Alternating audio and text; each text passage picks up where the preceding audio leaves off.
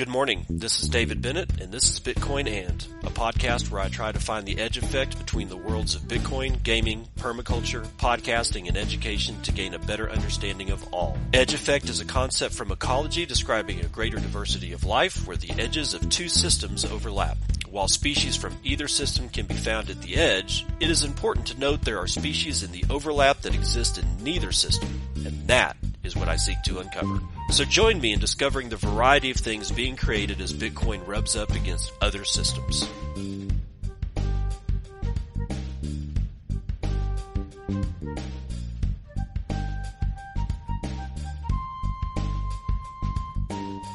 Happy birthday, Bitcoin! Or is it? I don't know. We'll find out. We've got a couple of people who seem to think that today is not Bitcoin's birthday. We have people that are saying that it is Bitcoin's birthday. It is white paper day. We can definitely say that. Today, 16 years ago, the white paper for Bitcoin was dropped. And in my opinion, and I will never have a different opinion, this was the world's consciousness telling the world's governments, boo. I can't imagine being more scared. It is 8:55 a.m. Pacific Daylight Time. It's Halloween, October 31st, 2024, and this is episode 984 of Bitcoin And. No, today is not Bitcoin's birthday, according to Aaron Van Weerdum out of Bitcoin Magazine. Let's see what Aaron has to say. Some things in Bitcoin are just not up for debate. Oh, bullshit. Sorry. The plural of Bitcoin is also Bitcoin, not Bitcoins. 1 Bitcoin, 2 Bitcoin, 3 Bitcoin. Bits is a better subdenomination than sats. 100 sats is actually 1 bit, like a 100 cents is $1. Being a whole coiner makes you a Bitcoin equivalent of a millionaire, as that would mean you have 1 million bits. And October 31st is not Bitcoin's birthday. Ooh, some mighty fiery words there from Aaron. Bitcoin's birthday is January 3rd. That's right. It says so right there in block number 0, which was minted 2009, January the 3rd at 19:15:05 Greenwich Mean Time +1. On that day, Bitcoin's blockchain launched with 50 newly generated coins issued to Satoshi Nakamoto's public key, but from which Bitcoin's creator cannot spend according to protocol rules. Since Satoshi was the only person who could have created the Genesis block, that would have effectively constituted a 50 BTC pre-mine. Yes, Bitcoin was first proposed through Satoshi's white paper dropped on October the 31st, 2008. But, you don't celebrate your birthday on the day your mom told your dad she wanted to have a kid, nor do you celebrate it on the day your parents conceived you, or on the day they announced you to the world via a gender reveal party. You celebrate your birthday on the day you were born. And the same is true for Bitcoin. That's January 3rd. Happy Bitcoin White Paper Day. All right, so what do you think? Huh? You think Aaron is just like a trying to spin up some memeage, trying to spin up some ire, get people good and pissed off? I don't know. I'll tell you one thing though. I actually agree with Aaron Von Weerdum. I don't think today is actually Bitcoin's birthday. I used to. I mean, it made sense for a while, but after I've been in this thing for a while, and I've been through many of quote unquote Bitcoin's birthdays since 2015, I can tell you that my sentiment has definitely changed. It completely changed. It doesn't make sense, like Aaron says, for your birthday to be when your mom seduced your dad because she wanted to have a kid. It's the day you were actually minted into the world, where you physically take form outside of your mother's womb. That's That's the actual birthday. But you can disagree. And I love it when people disagree. I just don't fight about it, all right? And one of the other things that Aaron von Weirdum says that I will absolutely disagree with is that 100 sats is 1 bit and bits is a better subdenomination than sats. No. Nope, I'm going with sats. I'm 100 million Satoshis per Bitcoin. That's the way it is. If you want to use bits, then I'm going to ask you to convert, because I am just not going to remember that bits is 100 sats. I don't care. This has been going on forever. Another thing that's been going on forever is the plural of Bitcoin. What do you think? I will never say 100 Bitcoins. I will always say 100 Bitcoin, 1,000 Bitcoin. Hey, that dude over there, that dude got 4 Bitcoin. It's just, it makes more sense. I don't know why. I have no actual reasoning behind why. I'm just saying that for some reason, it just feels right.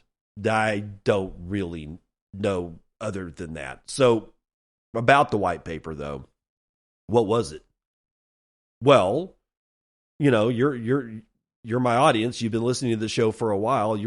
I'm pretty sure you know what the white paper is, but do we really know what the white paper is? Let's think about it from a different standpoint than what the world thinks it is.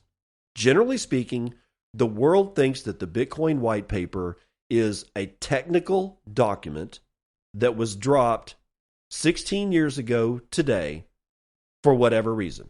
I think it was to scare the governments out of their pants, you know, and to basically announce the advent of Bitcoin. But be that as it may, most people think of it as a technical white paper, a technical communique that describes certain aspects of how the system works, what it's supposed to do, all that kind of stuff. I'm starting to wonder if it's possible that we can't think about it in a different way. And I'm just going to say this because it's going to be easier for me to get it out first. I think the technical white paper that is the Bitcoin white paper was a magical spell. I know you're probably going, oh God, he's lost it. He's off his rocker. Well, I actually have something to back that up with. There's the notion, I see it on Nostr all the time. There's a lot of people that post notes on Nostr that try to get you, you know, they say good morning. They put like pictures of sunshine up in their notes to make you feel good. But there's a lot of people that actually do this kind of like self-help thing.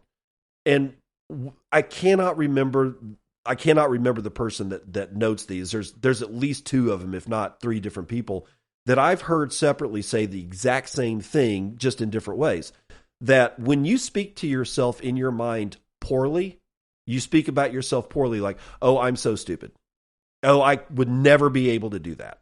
Oh, why did I do that? That's just the dumbest thing. That, you know, I'm just unable. Or you're talking to yourself in this negative way. I know. Don't worry. I'm coming back to the white paper. I promise. What they say in these notes that I read, and it's not just on Nostr, I read it in other places, is that when you do that, you're casting a spell upon yourself because you're using words. You're using words, they are negative words, and as you spin those words around your mind, you're actually casting a negative spell upon yourself that guarantees that you'll never be able to do anything. So why is it a spell? Because you're using words. And they call it spelling for a reason. A spelling bee. Think about it. There's all manner of things that we write. We use things like spelling. We also use things like grammar. But now think of yeah, I know, if I'm a Christian, so, you know, don't get me wrong, but just because I'm a Christian doesn't mean that I can't explore the realm of the possibility of magic. We don't know enough about the universe to be able to dispel what is magic, what may not be magic.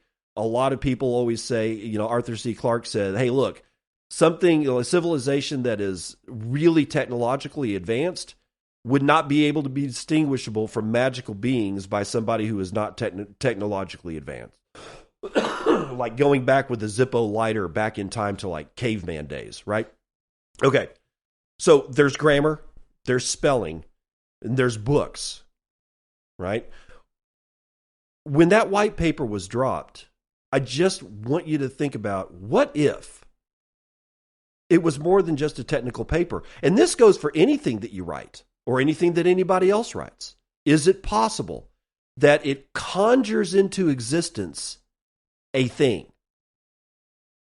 There was a movie that I watched called Biloxi Blues. In fact, it was the movie remake of a very famous New York Broadway play. This one starred, that guy from Ferris Bueller's Day Off. I can't remember his name right now. But he had a friend in that movie, or in the play, that was a writer. And that writer guy was writing stuff down about all his army buddies, because Biloxi Blues was about boot camp and right at the end of World War II. So he writes this thing about this one person that suggests that he might be gay. And then somebody else took his journal, the writer's journal, and was reading out loud the journal, and then read that part. And everything changed for the individual that the writer was accusing of being gay. And he wasn't accusing him of being gay. He was just saying, I think the guy's gay, or something along those lines. But it definitely has something to do with, being gay. In either event, that author in a later scene is talking to our hero guy and said, there's something magical about what happens when you write something down. It turns into something else. So I just think that maybe we can introduce a different way of thinking when we think about things like this white paper. That if we have this idea and we write it down, that somehow or another we may be casting a spell of conjuring. And that when we speak to ourselves in our mind and we're being negative about ourselves, that we might be spinning up a spell of conjuring that absolutely guarantees that we will not be able to affect the things that we want to affect. Does that make sense? If not, let me know why it doesn't make sense, or just, give me a boostergram and tell me to shut the hell up.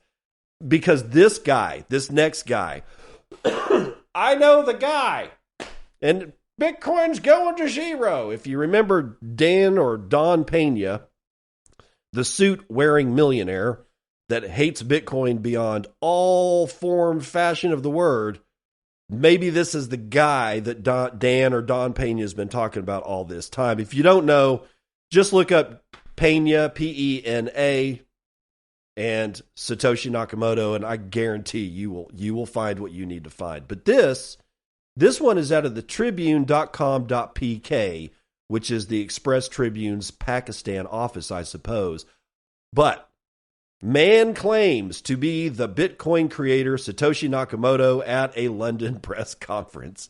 And no, it is not Craig Wright. A man claims to be the Bitcoin creator Satoshi Nakamoto, sparking skepticism at a press conference held in London today, October the 31st. On the 16th anniversary of Satoshi Nakamoto's publication of the Bitcoin white paper, Stefan Malla introduced himself as the elusive Bitcoin founder, but technical issues and unverified assertions cast doubt on his claim. BBC News cyber correspondent Joe Tidy, who attended the event, reported that organizer Charles Anderson opened the conference, sharing that he had barely slept due to the intense global interest. However, a representative from the Frontline Club clarified that the event was neither endorsed nor affiliated with the venue, prompting at least one journalist to leave. Malla's credibility further waned as he made additional claims, stating he had invented energy recovery systems for cars and created the TV show Britain's Got Talent.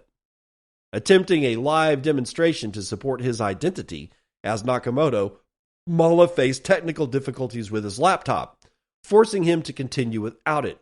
Instead, he recounted past attempts to disclose his identity and referenced an unverified 2016 interview with BBC's Rory Sellin-Jones. Growing frustrated, journalists pressed Malla for definitive evidence, to which he offered only easy to fake screenshots, whatever the hell that means. When asked if Mala would move Bitcoin from the Genesis block or provide cryptographic proof, Mala stated he would do so in the coming months, disappointing the audience even further. The press conference, heavily promoted by PR London Live, ultimately failed to deliver the promised, quote, verifiable proof, leaving Bitcoin's true creator an enduring mystery. This is never going to stop. This is never going to stop. I'll bet you next year there's somebody else on Halloween that does the exact same shit. Because even at this point, even if you don't prove yourself as Satoshi Nakamoto, you instantly get fame. It's instant. People, I'd like Stefan Mala. Now I know this guy's name. I had no idea who this dude was. And he's like looks like he's in his 50s or early 60s or something like that. But here's the thing. Check this out. At the very last paragraph, when asked if Mala would move Bitcoin from the Genesis block, and I stop right there because what did we just read at the beginning of the show? You can't move Bitcoin out of the very first block. Block 0 is the Genesis block. That's the block that has the Jan 3rd, Chancellor on brink of doing a second bailout for banks. The header that was in the primary Genesis block. That's the block that the Genesis block is. You and nobody, not even the person with the keys to that wallet, can move any of the coin from that particular block. Exactly why I've seen people explain it. Sometimes it makes sense and sometimes it doesn't. It depends on the day and whether or not I've been drinking the night before, but I'm not going to get into it. I'm just going to make the assumption that 15 people that have said the exact same thing, and half of those are Bitcoin developers, are probably right, and I don't have to look any further. But the fact that, now let's take this with a grain of salt. Let's say that Tribune.com.pk, and let me make sure who's writing this. Does it even give I don't even think it gives an author line. So I'm going to take that statement with a grain of salt. But if we make the assumption that that statement and that question was actually asked at that press conference about the Genesis block, and Mala said that he would provide cryptographic proof to do that later, then we already know he's full of shit. Nobody, not even Satoshi Nakamoto, the real one, who God only knows who he is, and I don't care, with the keys, even that guy cannot move the Bitcoin. But there is another guy that wants to move some Bitcoin, and he wants to move a lot of it. Here it comes. Michael Saylor. MicroStrategy plans to raise $42 billion. $42 billion, that's billion with a B, to buy more Bitcoin over the next 3 years. Stephen Alfer, CoinDesk. Self-described Bitcoin development company MicroStrategy didn't add to its Bitcoin holdings since mid-September, but the firm announced an audacious plan to raise $42 billion of capital over the next 3 years in order to purchase more of the world's largest crypto. Led by Executive Chairman Michael Saylor, the company's so-called 21-21 plan calls for $21 billion of equity raises and $21 billion of debt offerings over the next 3 years. Quote, as a Bitcoin treasury company, we plan to use the additional capital to buy more Bitcoin as a treasury reserve asset in a manner that will allow us to achieve higher BTC yield, said Phong Li, the now president and CEO of the third quarter earnings press release from MicroStrategy. MicroStrategy's most recent previous disclosures was in mid-September when it announced the purchase of 7,420 Bitcoin for $458 million. That brought its holdings at that point to 252,220 Bitcoin acquired for a total of $9.9 billion at an average price of just under $40,000 a piece. At the current price of about $72,000, which is now $70,500, the company's Bitcoin is worth more than $18 billion. As of the end of the quarter, The company had $891.3 million of dry powder remaining from a previous capital raise. MicroStrategy also revised higher the target range of its BTC yield to 6% to 10% from the previous 4 to 8%. Created by the Saylor and team. It actually says that. Created by the Saylor and team. The BTC yield is considered by MSTR to be a key performance indicator describing how well the company does in acquiring Bitcoin in an accretive manner to shareholders. The BTC yield for the third quarter was 17.8%. Shares are lower by 10% in after-hours trade, but remains roughly 250% higher year to date. Now, in just I just want to pull up TradingView because it's got a set of news here about MicroStrategy. Its earnings came out yesterday. They didn't mention this.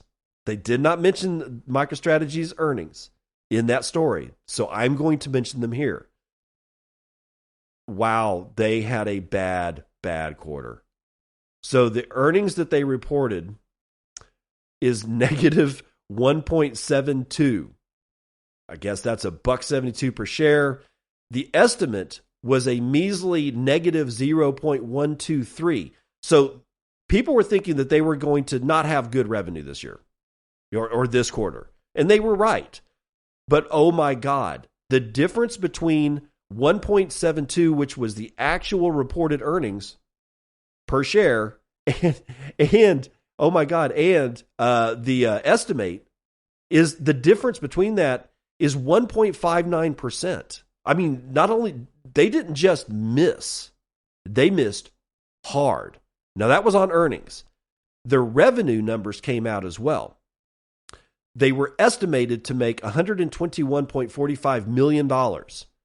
They reported $116 million in revenue, which is, well, do the math, it's minus $5.39 million versus the reported versus the estimate. That's a 4.43% decline. And nobody cares. Nobody gives a shit. And Michael Saylor doesn't give a shit. And Fong Lee doesn't give a shit. None of these people give a shit because they're no longer worried about making earnings the old-fashioned way. Saylor's taken MicroStrategy into a completely different stratosphere. Does that mean that I'm kissing his ass? No. He could fail miserably. I don't know. I have no idea. I've never spoken to the man, so I don't know what's in his mind. But I can pretty much guarantee that they don't give a shit anymore about their actual earnings because I believe they are completely 100% going to convert MicroStrategy into something very, very, very different. They'll probably work too because we live in some of the most interesting times in the world, both economically, politically, sociologically. It's a mess out there, and it wouldn't surprise me one bit if Michael has just nailed exactly where companies need to go. Okay, let's run the numbers.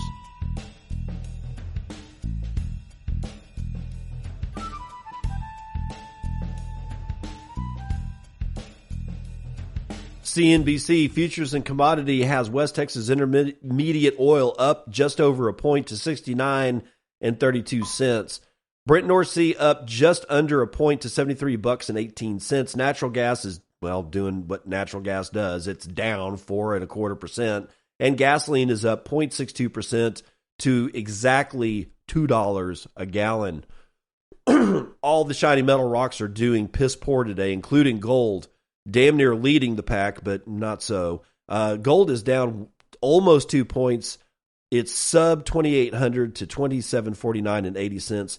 Silver is down 3.7%. Platinum is down 2.5%. Copper is down 0.5%, and palladium is down 1.25%. The biggest winner in ag today is going to be sugar again, I guess, 2.43% to the upside. And the biggest loser is coffee, 1.7% to the downside. I got live cattle down 0.09, lean hogs down 0.25, and feeder cattle down 2/3 of a point. The Dow is also down. Actually, looks like indices are getting wrecked this morning. Dow is down 0.8%. S&P is down 1.5%. NASDAQ is down, 2.25%. and the S&P Mini is down 0.8%. I'm pretty sure this is just people clearing their books before the elections on the 5th of November. Remember the 5th of November. $70,710. That is a $1.4 trillion market cap. You're going to be able to get 25.6 ounces of shiny metal rocks with your one Bitcoin, of which there are 19,775,617.99 of. And fees are huge. Oh my God. Damn near half a Bitcoin on average in fees on a per block basis. There are 101 blocks with 196,000 unconfirmed transactions waiting to clear at high priorities of 8 Satoshis per VByte. Low priority is going to get you in at 6. So I guess whatever the fee spike was happened sometime during the night. And given the red bars that I'm seeing, looks like 1, 2, 3, 4, about 5 hours ago is what I would think. Hash rate 754.6 exahashes per second on a rolling 1 week average. So do with that what you will. From Florida Man. Yesterday's episode of Bitcoin, and I got 1,001 sats from FOMO Matronic, and he says nothing. Say something, bro. Say something. Blazer with 1,000 says, got me in the feels as a small biz guy myself. Value for value is the way. Augie Choked 1,000 says, zap. Pies to play before 20 says, thank you, sir. No, thank you. God's Death with 537. Thank you, sir. No, thank you. User 11556842 with 500 says, grateful for your work. Well, I'm grateful for you. Wartime with 333 claps his hands and says, cheers. Hold on. Crypto Connect, I think is how you pronounce it. 210 sat says, good content, good energy. It's hard sometimes to bring energy. Sometimes I just want to go, but nobody wants to listen to that shit. So I gotta get pumped. That's the weather report.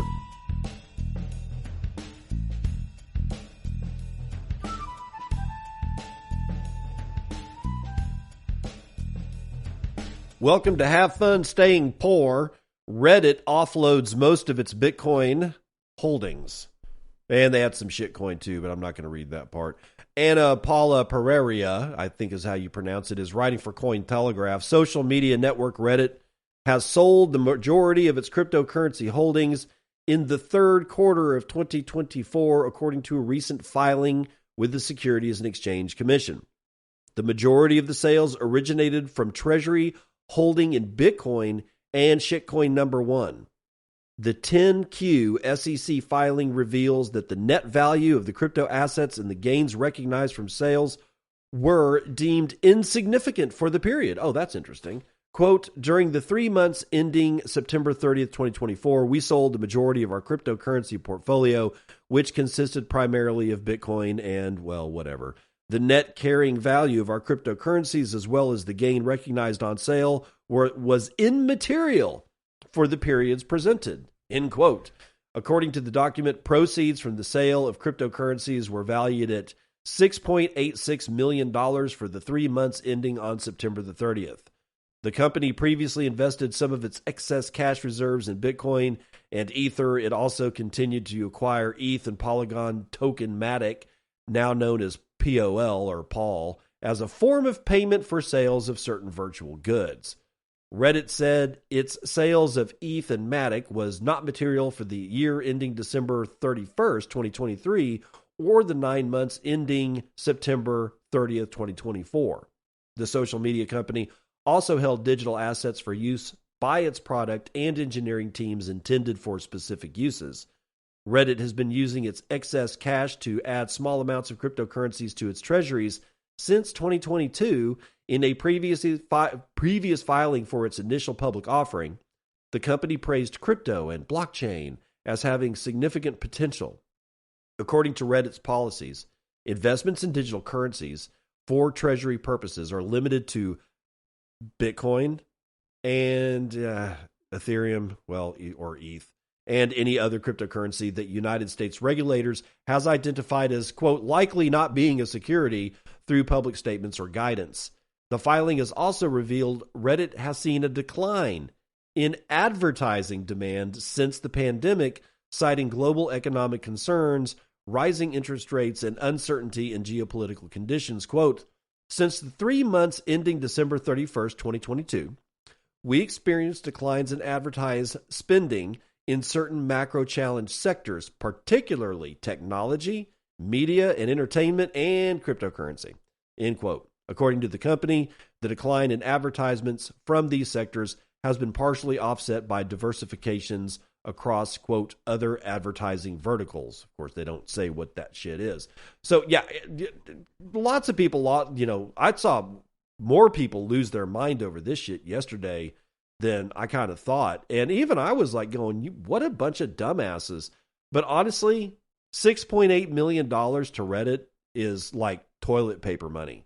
So it's kind of a nothing burger. So don't be worried about what the hell Reddit's doing. Reddit's going to die anyway. It's all over for all of legacy media because of Nostr. If you have not gotten on Nostr, you need to get on Nostr. It's cheap. Well, it's free.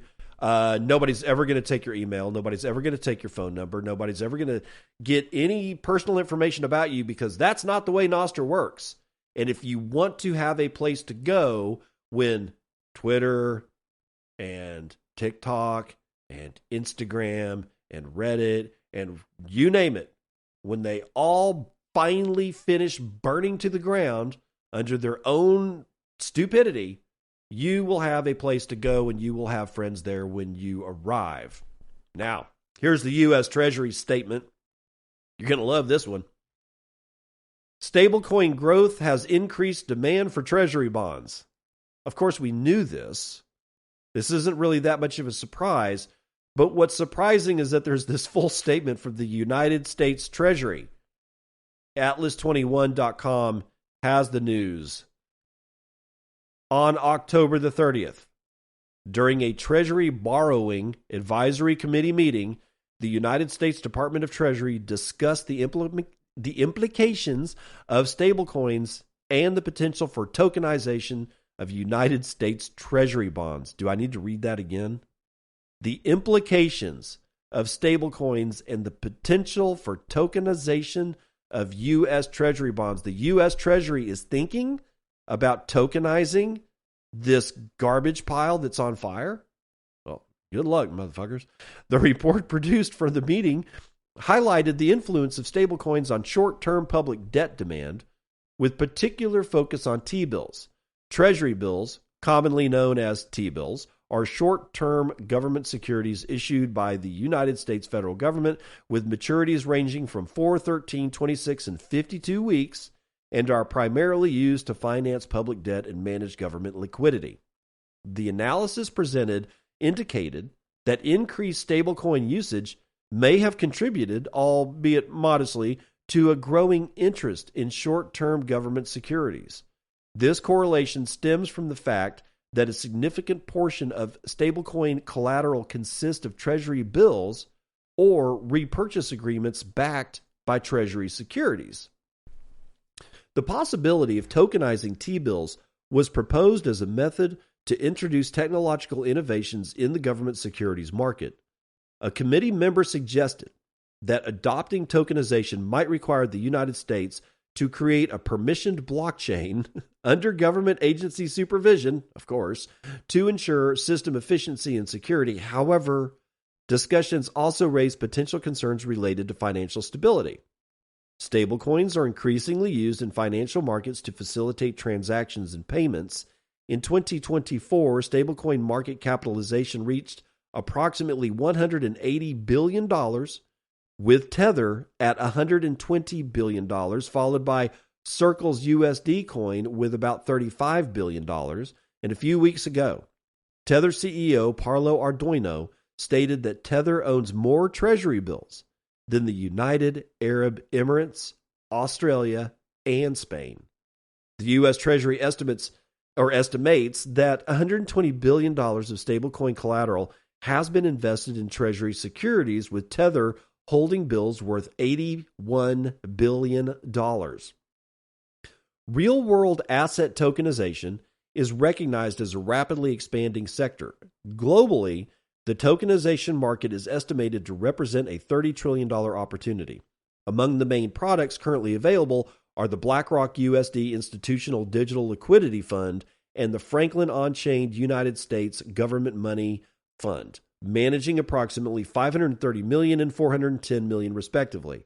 The integration of tokenization in markets such as government securities could improve liquidity and operational efficiency. What it's going to be is a goddamn shit show. It's going to be a dumpster fire, but they're going to do it anyway.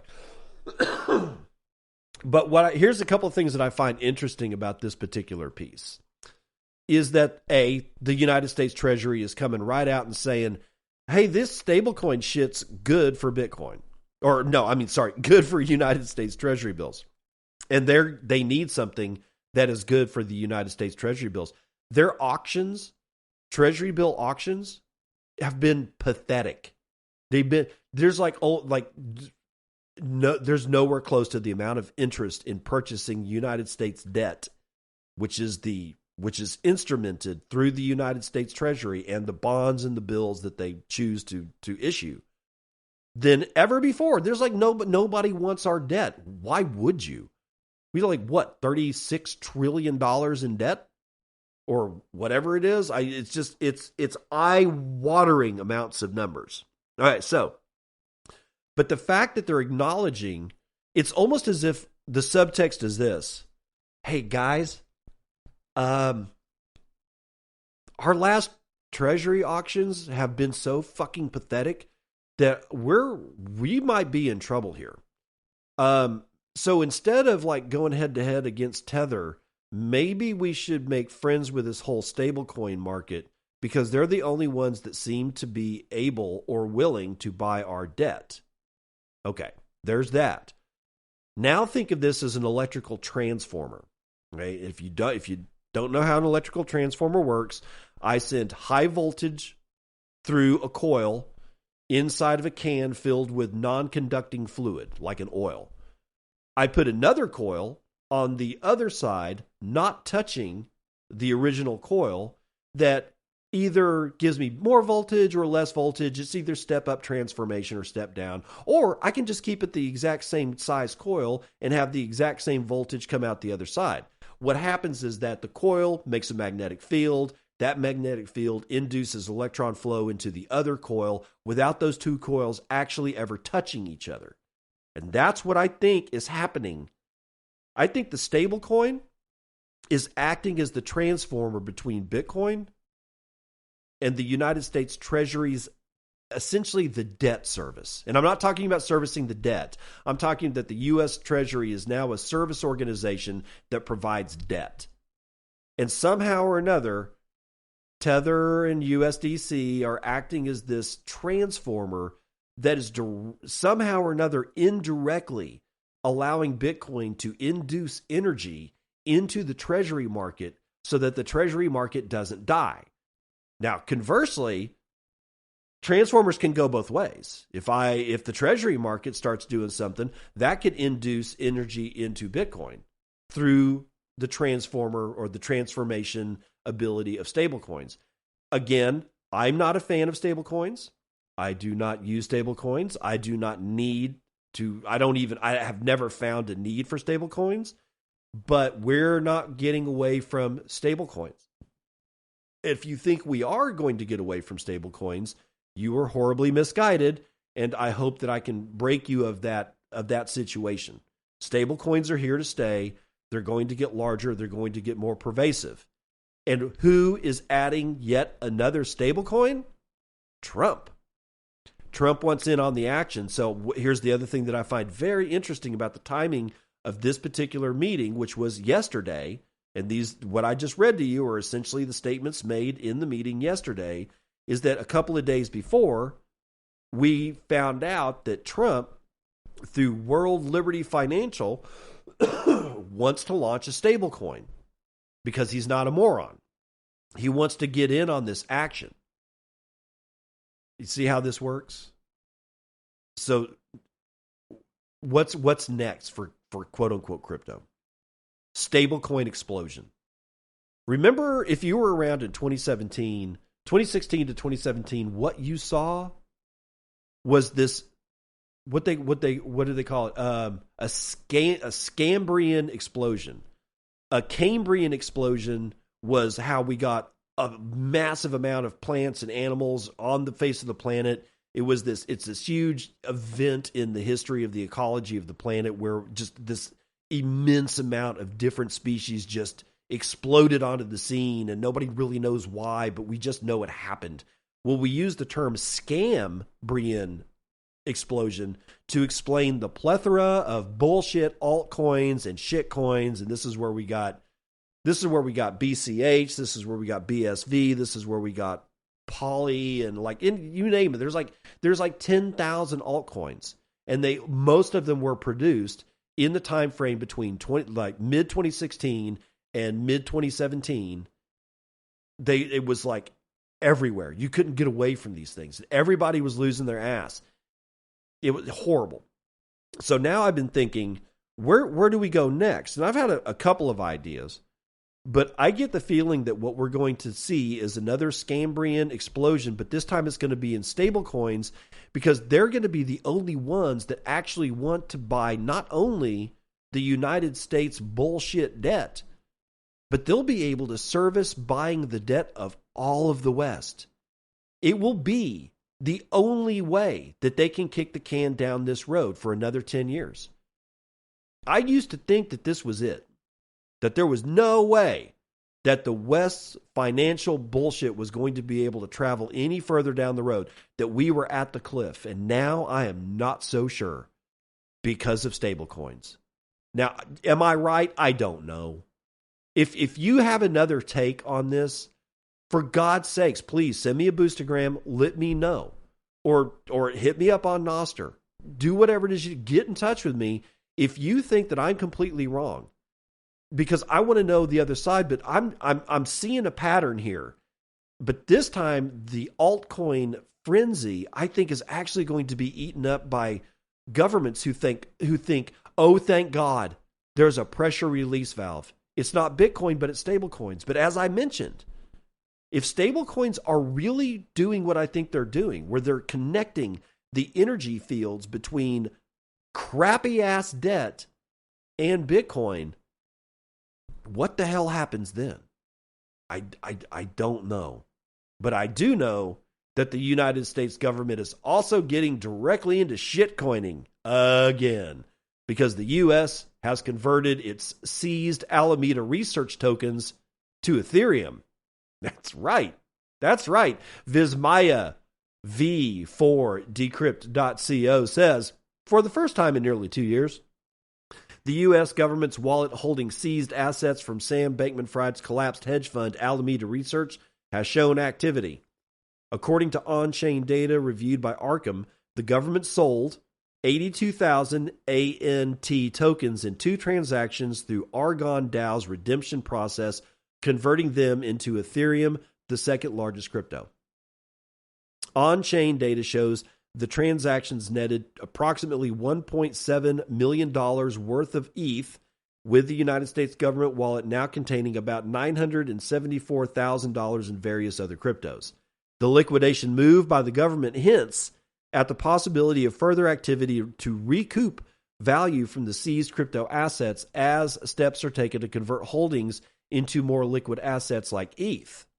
The U.S. government's choice to convert ANT, Argon DAO's governance token, into ETH coincides with Argon DAO's winding down process.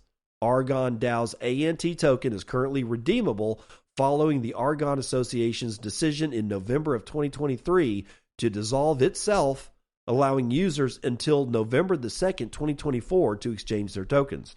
The Swiss-based Argon Association, established to support Argon's decentralized autonomous organization platform, made the decision privately, citing legal constraints. The association deployed 86,000 ETH, valued at around $155 million at the time, to facilitate redemptions. Following the redemption deadline, all remaining ANT tokens will be permanently burned. So far, over 82% of the outstanding ANT supply has been redeemed as the association wraps up its dissolution process. The liquidations come as FTX Alameda's parent exchange, aims to repay investors with approximately $12 billion, factoring in liquidation expenses. Some Alameda wallets remain active with assets and tokens like Ampleforth and Phantom. The U.S. government's liquidation of Alameda's research seized assets is part of the ongoing fallout from, well, one of the biggest crypto collapses. Alameda, founded by FTX's Sam Bankman-Fried, played a central role in that collapse, which sent shockwaves through the crypto industry. Former Alameda CEO Carolyn Ellison, who was recently received a reduced sentence of 2 years after cooperating with authorities, has become emblematic of the consequences faced by key figures in the scandal. Her testimony exposed the extent of Alameda's risky financial practices and their link to FTX's collapse, shedding light on the company's inner workings and the unchecked risk-taking that ultimately led to its downfall.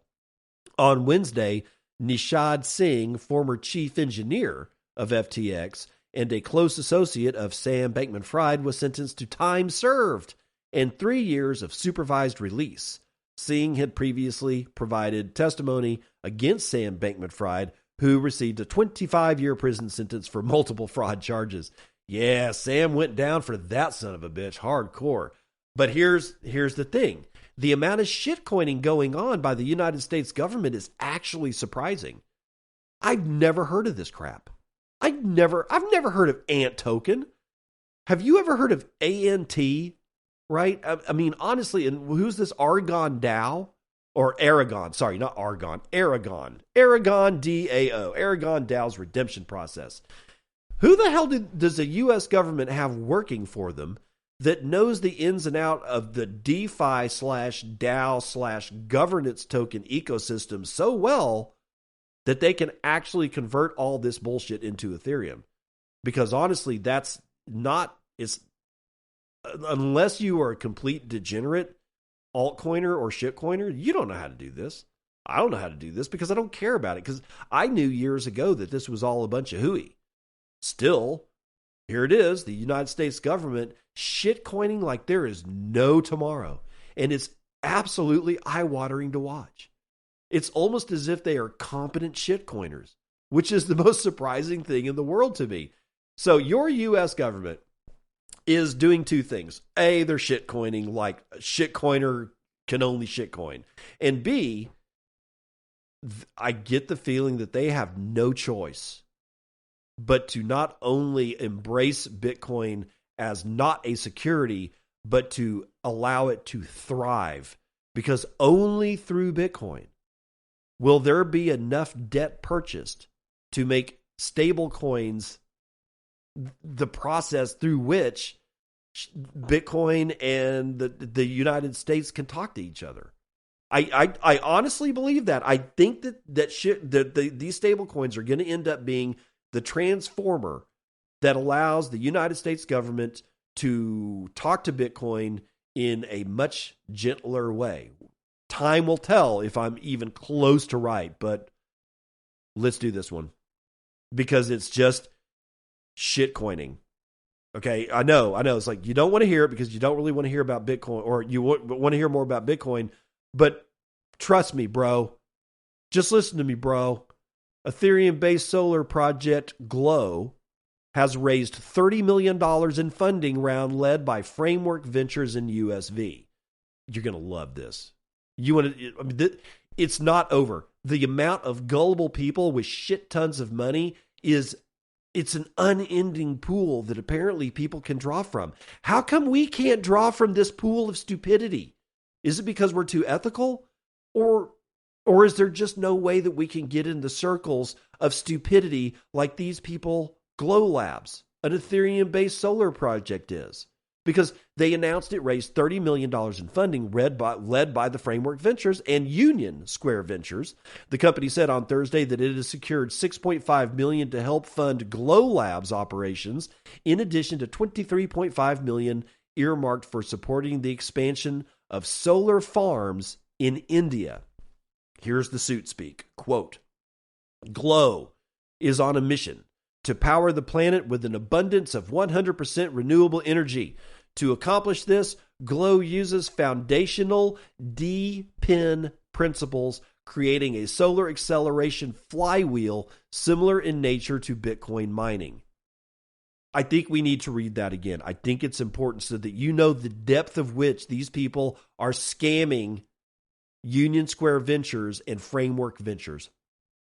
Glow is on a mission to power the planet with an abundance of 100% renewable energy. To accomplish this, Glow uses foundational DePIN, that's DePIN, think DeFi, we'll explain it here in a second. Glow uses foundational DePIN principles, creating a solar acceleration flywheel similar in nature to Bitcoin mining. When I see solar acceleration flywheel, do you know what I think of? Perpetual motion machine. That's what I think of. DePIN projects, which by the way has another story here. It's a link, but DePIN, DePIN projects, or here it comes, decentralized physical infrastructure networks, are often blockchain-based alternatives to traditional forms of physical infrastructure like data networks, transportation, or electrical grids, which tend to be owned and managed by centralized entities. In recent months, various DePIN projects have secured financing, including Marwai Network, a company focused on scaling spatial computing. Okay, so hold on for a sec. I want to make sure that you heard that. Here's the meat and potatoes of that sentence is that in recent months, various DePIN projects have secured financing. So this is the first I've ever heard about decentralized physical infrastructure networks. Never heard of DePIN before, just like I'd never heard of DeFi. Even right after the launch of Sushi Swap, if you don't know what that is, at this point it's kind of ancient history. DeFi, that term didn't come up until way later. And now we have DePIN, decentralized physical infrastructure networks, and many have been funded. And we haven't heard shit about DePIN, and they're getting funding. The Scambrian explosion continues, ladies and gentlemen, according to Glow. Solar farms on their network are rewarded with GLW tokens in exchange for their electricity output. Glow hopes governments, businesses, and individuals will choose its network to access renewable energy. This is oh my God, this is so fucking terrible. Quote, in less than a year, Glow has grown from a rooftop solar project in the United States to a network with several multi-million-dollar solar farms in India. Glow founder and CEO David Vorick said in a statement, quote, the solar farms that we have already built are projected to eliminate more than 85,000 tons of CO2 emissions over their lifetime, end quote. Glow Labs' other backers include Lattice Ventures, Protocol Labs, Hack VC, HF0, and Alliance DAO, according to the statement. Guaranteed scam. Guaranteed scam. It's just, it never ends. It's never going to end. It's sad watching people just get lifted of their money. But watch out, man, because if you thought that there wasn't going to be just this continual parade of brand new shitcoins, you're wrong. Now it's going to be in the form of, well, these stupid DePIN projects that are getting funding, because nobody just wants to invest in a ledger or an Excel spreadsheet with a couple of nodes that quote unquote makes it a blockchain. No. They want some physical infrastructure now. They want to be able to put on a hard hat, get a photo op, and stand in front of some poor dumb son of a bitch in the middle of fucking India frying in the sun next to a solar farm that does absolutely jack shit for these people. But they're going to make millions of dollars from it. Before this shit's done, these people are going to get smoking hot rich. And it's sad that humanity is still a parasite unto itself. It's just disgusting. Thankfully, we live in a different world, a world that has things like this. BTC Pay Server version 2.0 has been released. There's back-end updates, full interface translation, new onboarding flow, and more. Quote, we're thrilled to announce the release of BTC Pay Server 2.0, our most significant update since the project began in 2017, announced the project. This version introduces full interface localization, sidebar-only navigation, a new onboarding flow for new users and point-of-sale merchants, as well as e-commerce integrations with Wix, Odoo, and BigCommerce. It also includes numerous fixes, improvements, and crucial back-end updates that lay a solid foundation for future BTC Pay server developments. Quote, BTC Pay Server 2.0 realigns the internal architecture with the lessons that we've learned since 2017, positioning us to better support both plugin developers and ourselves as we implement new features. While it may not seem immediately obvious, we expect users to see the full potential of 2.0 in the upcoming months as the ecosystem continues to thrive and build on top of it, stated the team behind the project. Note, this is an important note, updating to BTC Pay Server 2.0 is a one-way process. There is no option for rolling back. It contains a lot of new features, but also breaking changes. Follow the BTC Pay Server's blog post for instructions and post-update checklist. Quote, for most, the transition to 2.0 will be seamless, but if you rely on custom integrations or plugins, you will need to update them to ensure compatibility with our 2.0 API, added the developer. So what's new? Well, what the hell is a full interface localization? This update enables easy translation of the entire BTC Pay Server backoffice by consolidating all translation strings into a single text box. I don't know what that means, so don't think that I do. It simplifies the process of using AI tools for translation, allowing for quick and efficient localization. Oh, now I know what it means. Localization of BTC Pay Server into any language. Okay, so if I get it, I guess that means if I install it on my my Start 9, because I can, then I can say, well, what language do you want to use? And it says, I guess it gives me English. Or if I'm in India, I can do it in those languages. If it's in Africa or an African nation, I can do it in whatever, those languages are. But apparently it's on the fly using AI. Was kind of an interesting situation there. There's a new sidebar-only navigation. It moves all the navigation items into a unified sidebar for a clear and consistent experience. New onboarding. This version brings improved onboarding experiences and adds personalization features to user profiles, including the ability to upload a profile photo and set a nickname. These features will be utilized in the upcoming BTC Pay app. And there is a point of sale QR onboarding. Onboarding existing users to the point of sale app is now easier than ever. Simply scan a QR code from the point of sale. Checkout version 2 default. The checkout has been battle tested for a while now, and we are fully confident it brings not only more functionality through features like NFC, but also much better and tailored UX through our new branding options.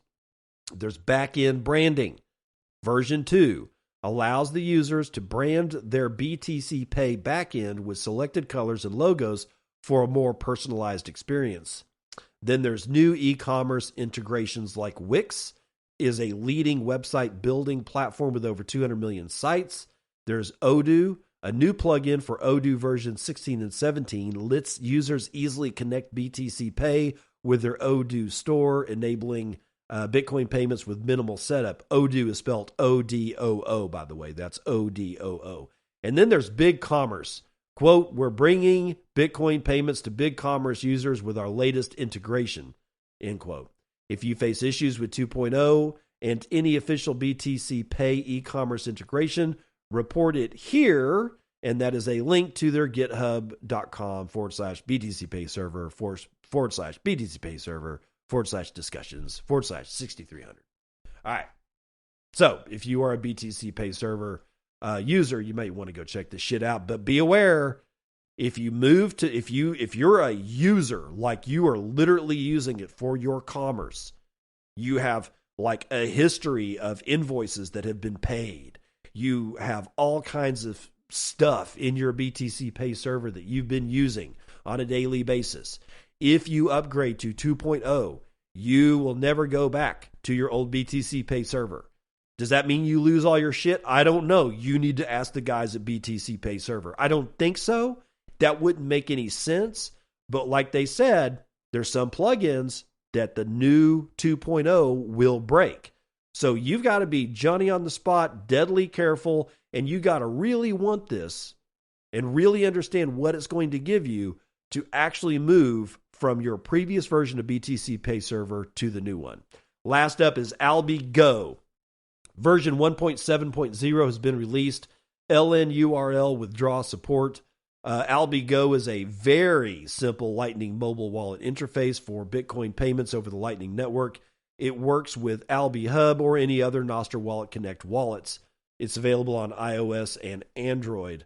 They have implemented LNURL withdrawal support, improved currency selections, boostagram information and transaction details are now there, and various bug fixes and improvements.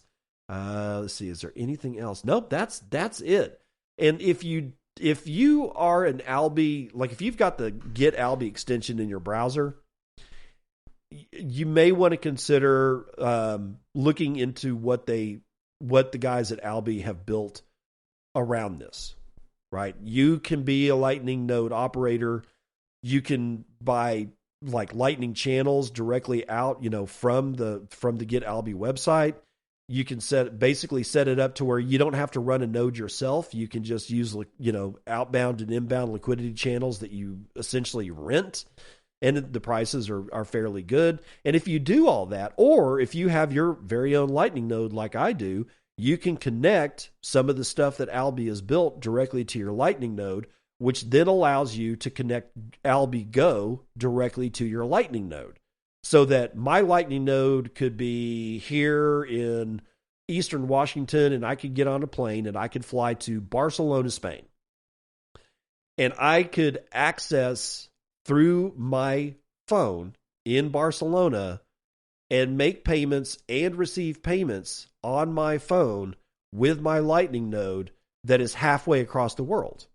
Or at least, well, actually probably more than that, a little bit more than halfway across the world. Still, though, it's honestly a miracle. And if you actually get Alby Go and look at the interface, there's basically two buttons, send and receive. There's not a lot of lights, whistles, and bells, except for the fact that it shows you your Lightning node balance, how much you can spend. So if you haven't checked out some of the other good stuff that the guys at Alby have made, honestly, it's time to get back into looking at Get Alby. The Get Alby guys are some of the best people that I know. I know at least one of them. Tomek was on the show a few months, like last month, and I've had nothing. I still to this day have nothing but good things to say about the gentlemen and ladies over at Alby. Okay, so that's the end of the show. That I got nothing else. We're at 70,500. Don't be surprised if they try to test $70,000. Why? Oh, because that's what these idiots do. They don't like it when things go up. They don't like to have nice things. They like to have fun staying poor, but it's also probably this. Sometimes these tests are good. These tests are used to shake out the shit from the tree so that the next time you walk under it, a squirrel doesn't drop an acorn on your head. I'm just saying. But there's also this notion that we've got the United States government selling stuff into Ether. And then there's this. And this is something that I forgot to mention when I was talking about the Ether BTC price ratio. One of the other patterns that I've been seeing is that when we get into phases like this, where we see a whole bunch of red sticks to the downside, after the dust clears and I go back and I look at the Ethereum price divided by the Bitcoin price and look at that ratio, it's gone down even further. Today, that ratio hit, what was it? I want to say 0.035. Let me check. Go over here to TradingView.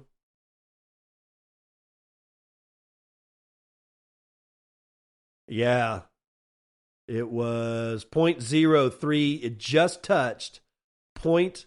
Actually, let me make sure about this exact number.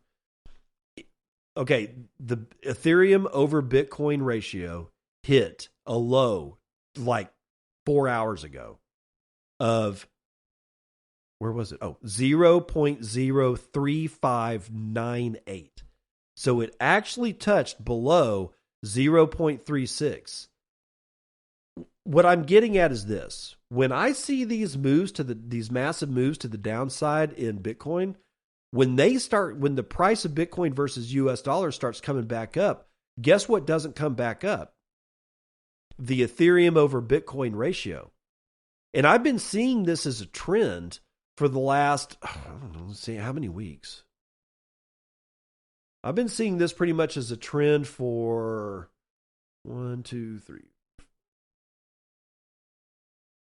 13, 14, 12, somewhere between 12 and 13 weeks, it looks like. And it's out of hand. So I don't exactly know what that means from a technical analysis standpoint. Like, I don't give technical analysis on this show. I don't want you to go thinking that I know what I'm doing, but I'm starting to see this as a trend. And what I think is happening is that Bitcoin is being used as a mask for people that have heavy allocations of Ethereum to be able to punch out of their allocations of Ethereum without shaking the living shit out of their own Ethereum tree and crashing the price in USD terms precipitously, so that they will always be able to steadily get out of their Ethereum positions and get into their BTC positions, because I think we all know that Ethereum is basically going to die. No, I mean, will it die? Will it never breathe another breath? No, it'll be on life support forever and ever and ever, because there's always idiots that are willing to go into the hospital and check on the dying and the deceased to, bring them lemonade or flowers or something like that, because they just can't let go of the fact that this thing is in hospice care and is just going to die. But they'll do whatever they can to keep it alive. They'll hold their hand, they'll sing its story or read stories and sing them songs, and people in hospice that are like having to lose a loved one will do anything to make sure that loved one doesn't actually die, because it's so heartbreaking. And I kind of think that that's what we're seeing going on here. So that was one of the major patterns that I've been seeing when we get into a situation where Bitcoin pumps, then it kind of tops out, and then it goes back down, and then we all freak out, and then it goes sideways for just, a little bit more, and then starts gaining back. What doesn't gain back, what is lost, is the ratio of Ethereum over Bitcoin. What is never gained back is that ratio coming back up. It stays sideways, and then and then Bitcoin goes up, and then all of a sudden we get a run up, and then Ethereum goes up in USD terms, and then all of a sudden we it's like rinse and repeat. So I really do think that this Ethereum Bitcoin trading pair is being more and more leveraged by people who are trying to escape the doom that is to come for Ethereum. That's just an opinion, right? It really is. It's just an opinion. I have no mathematics or technical, whatever to back it up. It's a gut feeling, but every time I look at this, it's like the same freaking pattern. I see Bitcoin dive, and then I see Ethereum dive even more. And then I see a little bit of a fake out on Ethereum over Bitcoin come back up, but it just never gets back to where it started out from. And it is, if you have Ethereum, I don't know, you're going to have to make your own decisions here, ladies and gentlemen. But all I can tell you is that I'm seeing forever and a day lost opportunity for those that are holding Ethereum. That's all I will say about that, and I will see you on the other side. This has been Bitcoin and I'm your host, David Bennett. I hope you enjoyed today's episode and hope to see you again real soon. Have a great day.